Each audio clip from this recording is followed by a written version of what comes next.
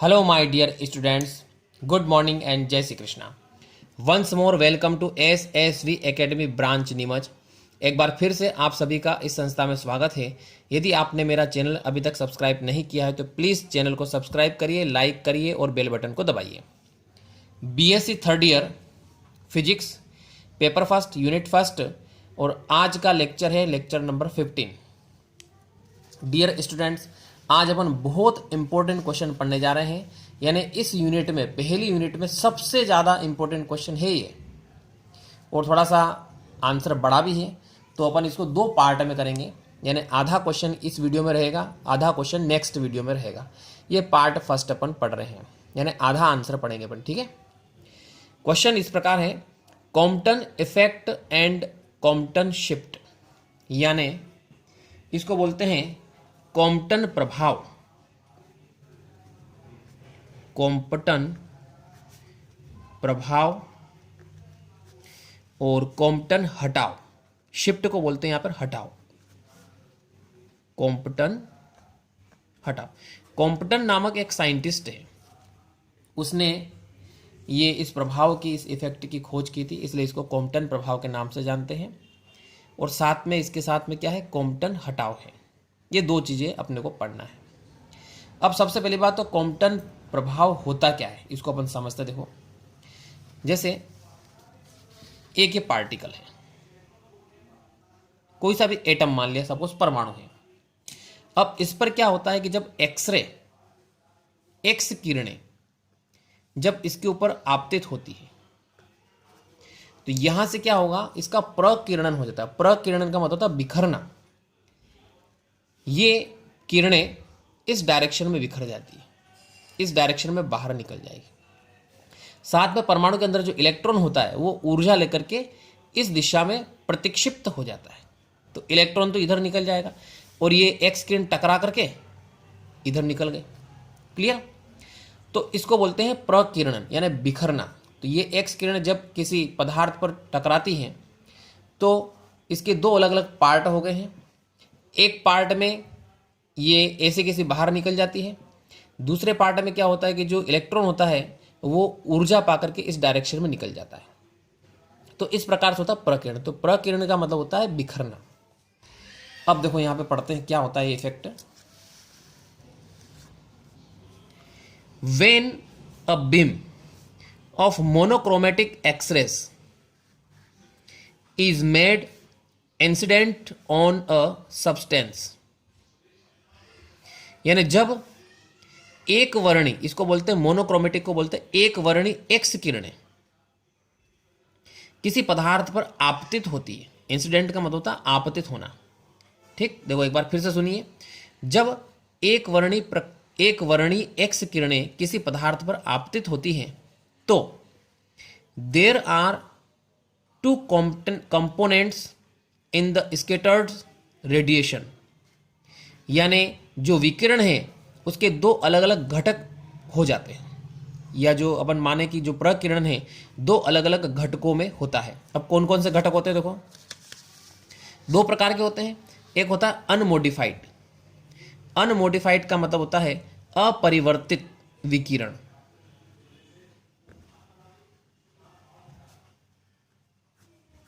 Clear? अपरिवर्तित विकिरण, इसमें कुछ भी परिवर्तन नहीं होगा, जैसी विकिरण आ रही है वैसे वैसे बाहर निकल जाएगी। दूसरा होता है मॉडिफाइड, यानी उसमें परिवर्तित हो जाता है। तो दो प्रकार के इसमें घटक हो गए। तो पहला घटक क्या हो गया, अनमोडिफाइड रेडिएशन, यानी अपरिवर्तित विकिरण। अब इसमें क्या होता है, देखो,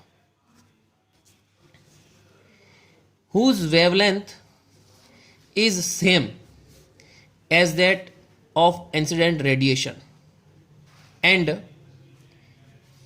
which is obtained in the direction of incident radiation। अब इसका मतलब क्या होता है, देखो समझना। अनमोडिफाइड रेडिएशन यानी अपरिवर्तित विकिरण, वह विकिरण जिसकी तरंग दैर्घ्य आपतित विकिरण की तरंग दैर्घ्य के बराबर होती है। यानी कहने का मतलब ये हो गए आपतित विकिरण।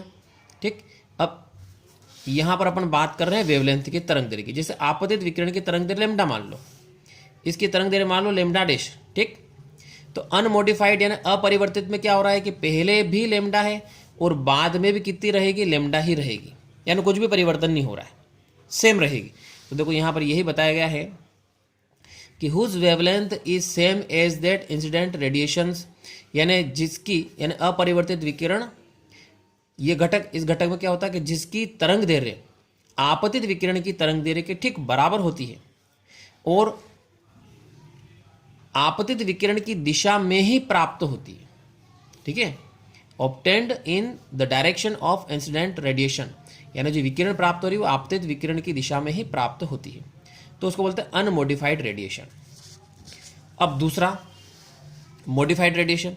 अब मॉडिफाइड रेडिएशन में क्या होता है कि whose wavelength is longer than the wavelength of incident radiation, यानी जिसकी तरंग दैर्घ्य आपतित विकिरण की तरंग दैर्घ्य से ज्यादा होती है। क्लियर, यानी यहां पे लेमडा डैश का मान क्या हो जाता है, ज्यादा हो जाता है, इससे बड़ा हो जाता है। द डिफरेंस, ठीक, क्लियर हो गया। तो दो प्रकार के हो गए देखो इसमें घटक, अनमोडिफाइड रेडिएशन और मॉडिफाइड रेडिएशन। एक बार फिर से देखो इसको रिपीट कर देते हैं अपन।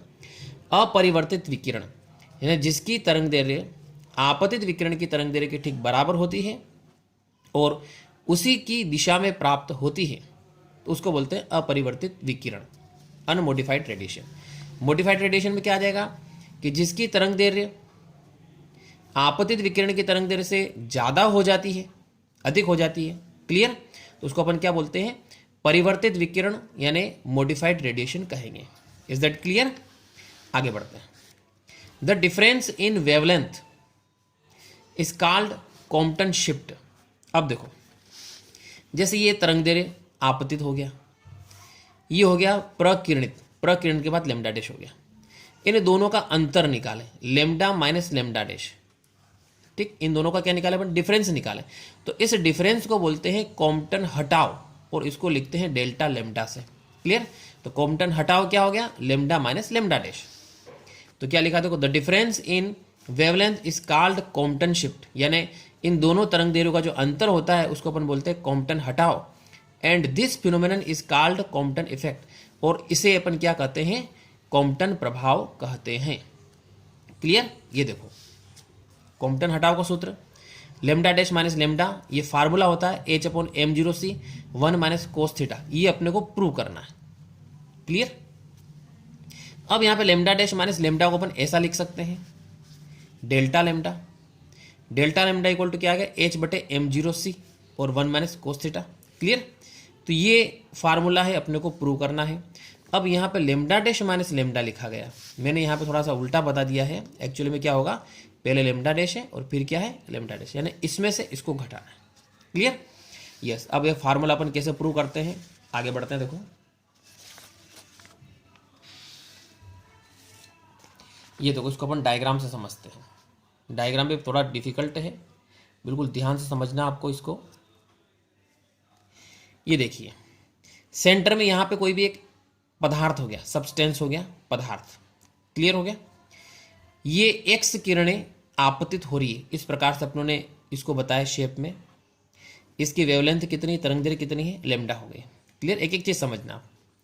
अब इसकी ऊर्जा की बात करें तो जो आपतित फोटान है, ये कौन सा हो गया, इंसिडेंट है ना, आपतित, इसको लिख सकते हैं अपन आपतित फोटान। क्लियर, ये इसको लिखेंगे अपन प्रकिरणित फोटान। देखो, तो एक एक चीज समझते, सबसे पहले ये होगी क्या, ये क्या हो गया, आपतित फोटान हो गया, इसकी तरंग दैर्घ्य कितनी होगी, लेमडा हो गई।